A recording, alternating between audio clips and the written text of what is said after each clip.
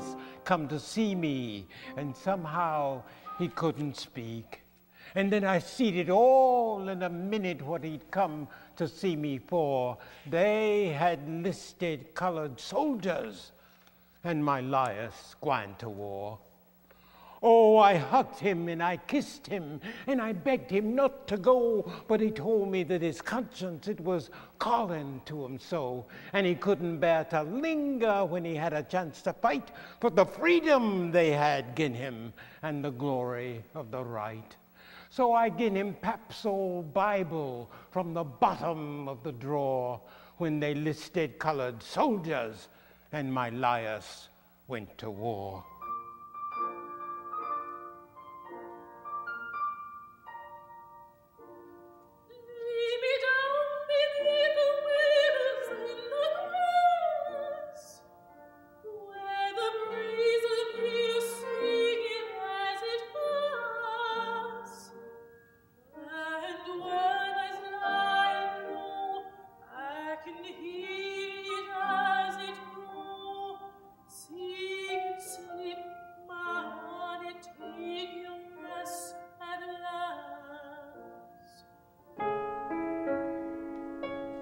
I started this project early November of last year. I was thinking about taking a kind of Wolf approach, the composer Hugo Wolf, who would just kind of inundate himself in one poet's poetry and then set that poetry. I thought, wouldn't it be cool if I would just do a recital of one poet's poetry, all different settings? So then, of course, I started looking into bigger names in the history of music in terms of poetry. And then it occurred to me that I knew Herbert Martin. It occurred to me that in my hands, actually, at the time, I was looking at this Betty Jackson King setting of the 3 Dunbar poems, and I thought, I bet there's more.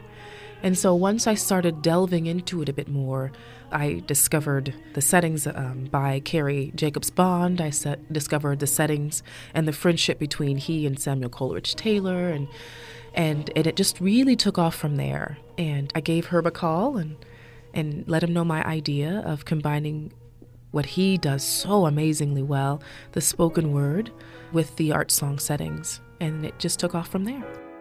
Minnita Daniel-Cox talking about a project she began last year, combining Dayton's Paul Laurence Dunbar's poetry with musical settings of Dunbar's poetry over the past century. I'm Sean Yu with Classical 88.1's Arts Focus. Do you suppose this would have happened had you been outside of Dayton? I don't think so. I think that's part of what made me so excited. I didn't put it all together right away. I'm not from Dayton. I'm not a native of the Dayton area. But once I thought, I love these Dunbar poem settings. He's a Dayton native. Look at all these other settings. Why not? This is a fantastic place for it. I mean, his home is still standing here. He's buried less than a mile away from my office, for Pete's sake. Let's try this thing. You call this program, I Know Why the Caged Bird Sings. Now, today, if anybody hears that phrase immediately, they think Maya Angelou. But of course, this was actually from a Paul Laurence Dunbar poem, mistaken. Sympathy. Yeah, and they attribute it to her because she entitled a book that quote, but she borrowed it from a poet who was her inspiration. And it's Paul Laurence Dunbar. I wanted people to know he wrote it. I thought it was fantastic because there's singing happening both in the poetry and in the musical settings, and so I thought it was a perfect title for this recital. Is there an inherently musical quality to the poetry of Paul Laurence Dunbar? I think there is, and one has to look at, say, the phrases and then decide, how you might sing this phrase or how you might say this phrase. And both of them apply themselves to music, and it's imperative that you find that right nuance, that right cadence in order to say the thing and to communicate it to the audience or to listeners. I think what moves me most is his remarkable ear.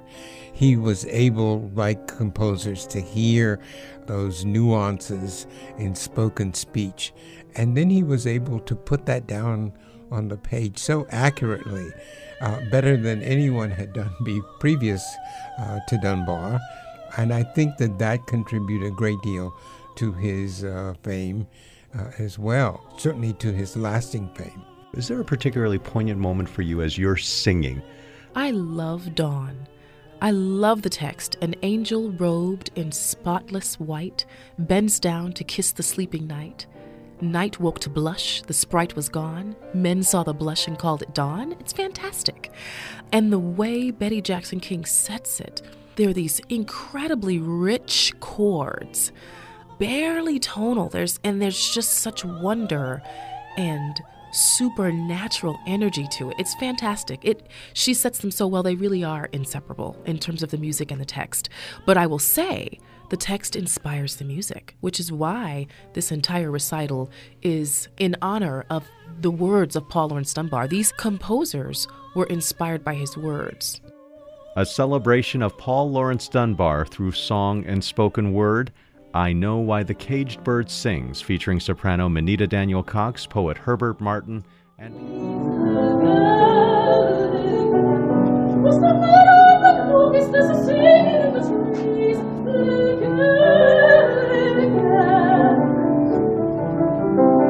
Why they know they lead you to love, and they know what they love to do.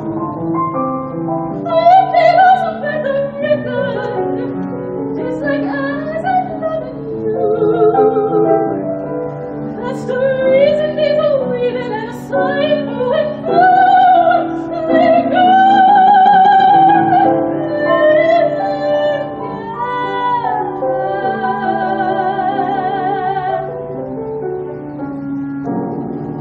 Don't you let nobody fool you, 'cause I knows you as his friend. Little girl. He's the honest little thing underneath the eyes of mine. Little girl. Oh, baby, no use in talking. What the birds and what the food. Oh, the soul can express it when I know the truth. That's the reason there's a sign and a singing out for you.